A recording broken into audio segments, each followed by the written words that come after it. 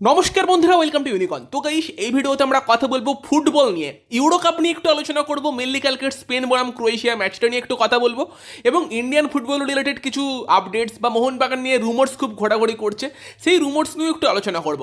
তো মোহনবাগানের আপডেটটা কিন্তু টোটালি আলোচনা হবে, কংক্রিট কোনো আপডেট নেই, বাট রুমার্স চলছে সেই নিয়ে আলোচনা হবে। যদি কেউ কংক্রিট আপডেটের জন্য এসে থাকো, সেটা কিন্তু পাবে না, আগেই বলে রাখা ভালো। তো লাস্ট অব্দি দেখতে থাকো, ভিডিওটা ভালো লাগলে ভিডিওটাকে লাইক শেয়ার করে দিও। আমাদের চ্যানেলে প্রথমবার এলে আমাদের চ্যানেলটিকে অবশ্যই সাবস্ক্রাইব করে নিও। তো যদি আমরা প্রথমে কথা বলি ইউরো নিয়ে, তো ইউরো তো ভালোভাবেই শুরু হয়েছে। প্রথম ম্যাচে জার্মানি একটা বড় জয় পেয়েছিল স্কটল্যান্ডের এগেনস্টে। দেন দ্বিতীয় ম্যাচ ছিল হাঙ্গেরি সুইজারল্যান্ডের, যে ম্যাচটা সুইজারল্যান্ড 3-1 জিতেছে। দেন কালকে রাত্রের দুটো ম্যাচ ইটালি বনাম আলবেনিয়া, যেই ম্যাচটায় তো ম্যাচ দেখা শুরু করার আগেই দেখলাম আলবেনিয়া এগিয়ে গেছে 1 গোলে। তবে ইটালি পরপর 11 মিনিট 16 মিনিটে আই থিঙ্ক দুটো গোল করে, এবং তারপর ম্যাচটা খুব ইন্টারেস্টিং হয়েছে, বাট আর গোল আসেনি। 2-1 কিন্তু লাস্ট অব্দি ইটালি জিতেছে। এবং যে ম্যাচটার জন্য সব থেকে বেশি এক্সাইটেড ছিলাম, স্পেন বনাম ক্রোয়েশিয়া, সেই ম্যাচটা বড্ড একপেশে হয়ে গেল। আর ভাই, আমি স্প্যানিশ ফুটবলের ভক্ত, স্পেনের খেলা ভালো লাগে, এবং স্পেন যে ফুটবলটা খেলেছে আলাদা লেভেলের ফুটবল খেলেছে।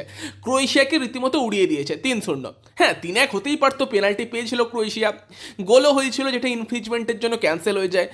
রেফারির সিদ্ধান্ত নিয়ে ওখানে প্রশ্ন উঠতে পারে যে গোলকিপারও তো শট নেবার আগেই এগিয়ে এসেছিল, সেই সব নিয়ে কথাবার্তা হতে পারে। বাট স্পেন যে ফুটবলটা খেলেছে, এরকম ডমিনেটিং ফুটবল ক্রোয়েশিয়ার এগেনস্টে এতটা ডমিনেট করে জিতবে, দারুণ ফুটবল কিন্তু স্পেন খেলেছে সেখানে। এবং অ্যাকচুয়ালি স্পেনের খেলার ধরন কিন্তু অনেক চেঞ্জ হয়ে গিয়েছে।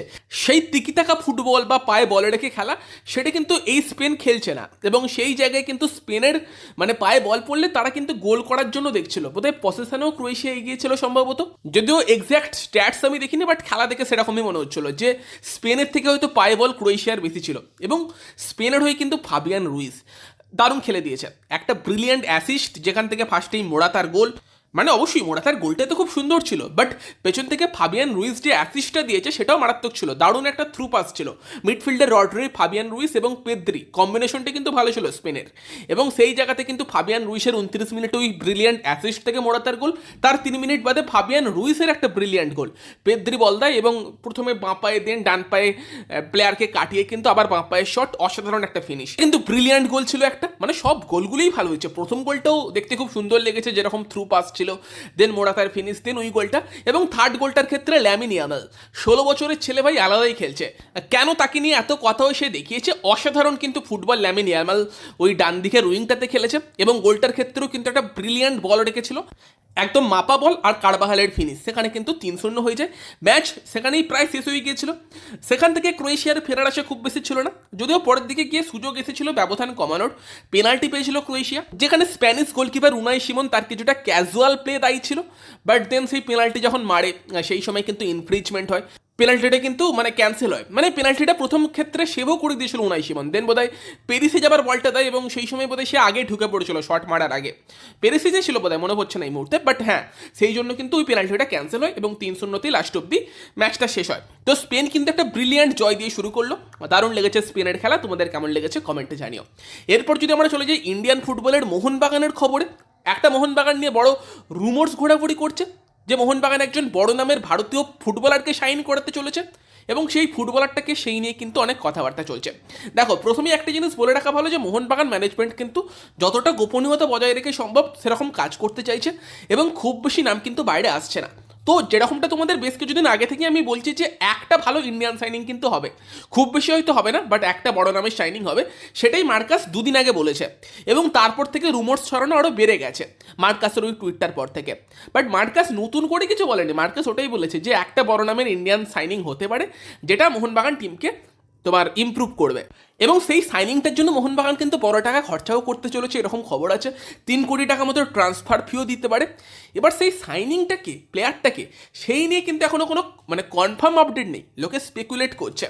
যেমন 3টে নাম নিয়ে বেশি আলোচনা হচ্ছে, যেটা হওয়াটা স্বাভাবিক ব্যাপার, কারণ মোহনবাগান টিমের ইন্ডিয়ান প্লেয়ার কোন জায়গায় এসে টিমকে ইমপ্রুভ করতে পারে অপশান কারা আছে, সেই জন্য যদি আমরা মার্কেটে তাকাই, দুটো জায়গা আছে, একটা সেন্ট্রাল ডিফেন্সিভ মিডফিল্ড আর একটা রাইট উইং, এবং সেখানে 3টে প্লেয়ারকে নিয়ে আলোচনা চলছে। তো রাইট উইংয়ের ব্যাপারটা হচ্ছে যে সেখানে কিন্তু কিয়ার নাসিরি চলে যাওয়াতে একমাত্র মনবীর সিংয়ের অপশান পড়ে আছে, যেখানে লেফট উইংয়ে কিন্তু তোমার আশিক কুরুনিয়ান এবং অবশ্যই লিস্টন কোলাসের অপশান আছে, রাইটে সেখানে শুধুমাত্র মানভীরের অপশান আছে। এবার সেই জায়গাতেই যদি একটা লালিয়েঞ্জোলা ছাং থেকে আনা যায়, টিমটা তো অনেক বেশি স্ট্রং হয়ে যাবে, উইং প্লে অনেক বেটার হবে এবং মনবীর সিং এমন একটা প্লেয়ার যাকে সবসময় তুমি ভরসা করতে পারো না, যেদিন খেলবে তো মারাত্মক খেলে দেবে, যেদিন চলবে না সেদিন চলবে না। এবং কিয়ান নাসিরের একটা ব্যাকআপও দরকার, সেখানে কিন্তু ছাংতের নামটা নিয়ে আলোচনা হচ্ছে। তবে এখনও পর্যন্ত ছাংতেকে মোহনবাগান অফার দিয়েছে এরকম খবর কিন্তু এসে পৌঁছয়নি। ভেতরে ভেতরে করে থাকলে সেটা অন্য কথা, বাট মোহনবাগান যে ছাংতের উপর রীতিমতো ইন্টারেস্ট দেখিয়েছে, অফার দিয়েছে, সেই খবর কিন্তু পাইনি। এবার সেখানে ছাংতেও মুম্বাই সিটি এফসিতে ফার্স্ট চয়েস, অবভিয়াসলি মোহনবাগানে এলেও ফার্স্ট চয়েস হবে, বাট সেখানে ছাংতের সময়টা ভালো যাচ্ছে, কেন সে ছাড়বে? হ্যাঁ, অনেক বড় টাকার প্রস্তাব দিলে, তার রিলিজ ক্লজটাকে ট্রিগার করলে কিন্তু অবশ্যই সেটা সম্ভব, বাট মনে হচ্ছে না, যে চান্স একটু কম মনে হচ্ছে। তবে যদি হঠাৎ করে ছাংতে চলেও আসে হয়তো অবাক তো হব, বাট সেটাই বলা যেতে পারে মোহনবাগান ডুইং মোহনবাগান থিংস। তবে বাকি যে দুটো নাম আছে সেই দুটো নাম হবার সম্ভাবনা কিন্তু অনেকটাই বেশি। একটা নাম হচ্ছে জিকসন সিং আর একটা নাম হচ্ছে আপুইয়া। তো মোহনবাগানের সেন্ট্রাল ডিফেন্সিভ মিডফিল্ড পজিশনে একজন ভারতীয় ভালো প্লেয়ারের দরকার আছে, যদি না কোনো ফরেন থেকে সেই জায়গায় একটা কোয়ালিটি প্লেয়ার নিয়ে আসে। যদি ফরেনার সিডিএম নিয়ে আসে সেক্ষেত্রে হয়তো সেটার দরকার কম। তবে যদি জোসে মলিনা ভাবে যে 6টা বিদেশির সঙ্গে যেতে চায়, সেখানে দুটো ফরেন সেন্টার ব্যাক আনে এবং দেন আপফ্রন্টে তোমার কামিংস দিমিত্রি পেত্রাতোসের সঙ্গে যদি ম্যাকলারেন আসে এবং একটা মিডফিল্ডার আনে যে হয়তো বেশি ক্রিয়েটিভ খেলতে পছন্দ করে, সেক্ষেত্রে কিন্তু একজন ইন্ডিয়ান সিডিএম আনার কথা ভাবতে পারে। এবং মিডফিল্ডে অবশ্যই অনেকগুলো অপশান আছে, সেখানে তোমার দীপক তাংড়ি আছে, অনিরুদ্ধ থাপা আছে, সাহাল আছে, বা তোমার অভিষেক সূর্যবংশী আছে। বাট প্রপার যদি সিডিএম অপশানের কথা আমরা বলি, সেটা কিন্তু শুধুমাত্র দীপক তাংড়ি। থাপা বা অভিষেক সূর্যবংশীও সে লাস্ট বছর অ্যাজ এ সিডিএম ভালো খেলেছে, বাট তার যদি প্রপার পজিশন দেখো সে কিন্তু সিএম মানে সেন্ট্রাল মিডফিল্ডার, পাশে একজন ডিফেন্সিভ মিডফিল্ডার থাকলে অনেক বেটার খেলতে পারবে। সেম কিন্তু অনুরোধ থাপার খেলা আমরা দেখে বুঝতেই পেরেছি, যতদিন থাপা অ্যাজ এ ডিএম খেলেছে মানে ডিফেন্সিভ মিডফিল্ডার খেলেছে, থাপার থেকে কিন্তু সেই খেলা পায়নি। থাপার পাশে যখন একটা সিডিএম খেলেছে, থাপা কিন্তু তার পাশে অ্যাজ এ সেন্ট্রাল মিডফিল্ডার বা ক্রিয়েটিভ মিডফিল্ডার অনেক বেটার ফুটবল খেলেছে। সাহাল তো একদম out and out attacking midfielder.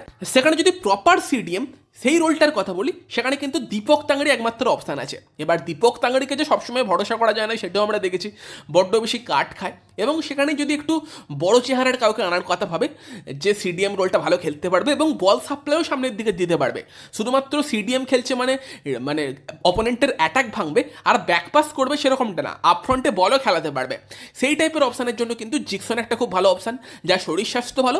এবং আপুইয়া ওই কাজটার জন্য মানে বল উপরের দিকে সাপ্লাই করা সিডিএম রোল থেকে, সেটার জন্য আপুইয়াও কিন্তু খুব ভালো অপশান। তো দেখা যাক, মোহনবাগান মনে হচ্ছে এই দুজনের মধ্যে কাউকে টার্গেট করেছে। জিকসনের নামটা রিসেন্টলি বাজারে এসেছে, বাট মোহনবাগান ভেতরে ভেতরে কাজ করছে।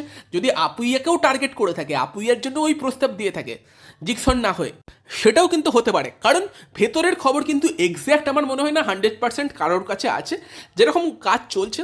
বাট পসিবিলিটি কিন্তু ওটারই বেশি, জিকসন অথবা আপুইয়া যে কোনো একজনকে মোহনবাগান আনার চেষ্টা করছে এবং তার জন্যই ওই বড় প্রস্তাবটা দিয়েছে। তো দেখা যাক লাস্ট অব্দি কী হয় সেই নামটা, আরও কয়েকদিন অপেক্ষা করতে হবে। আপডেট তো আমাদের সামনে আসবেই, বাট মোহনবাগান কিন্তু একটা বড় ডোমেস্টিক শাইনিং করানোর জন্য ডেসপারেট হয়ে আছে, বাকি তো বিদেশি শাইনিং হবে।